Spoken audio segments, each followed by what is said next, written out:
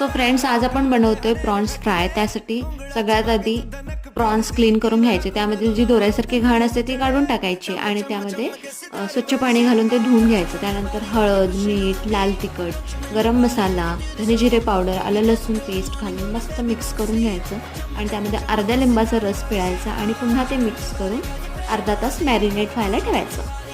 आता मी एका प्लेटमध्ये थोडंसं कॉर्नफ्लोअर घेते आणि त्यामध्ये थोडंसं 1-2 चमचे राईस फ्लोअर घालते आणि त्यामध्ये 1 चमचाभर तिखट आणि थोडंसं मीठ टाकून ते छान मिक्स करून घ्यायचं. आता हे जे पिठाचं मिक्सचर आहे त्याने प्रॉन्सना छान कोटिंग द्यायचं आणि कोटिंग दिलेले प्रॉन्स साईडला ठेवायचे. या प्रकारे सगळ्या प्रॉन्सना कोटिंग देऊन घ्यायचं आणि प्रॉन्स साईडला ठेवून द्यायचे.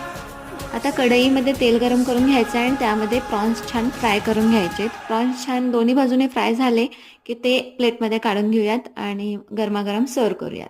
सो कशी वाटली रेसिपी नक्की लाईक, शेअर आणि सबस्क्राईब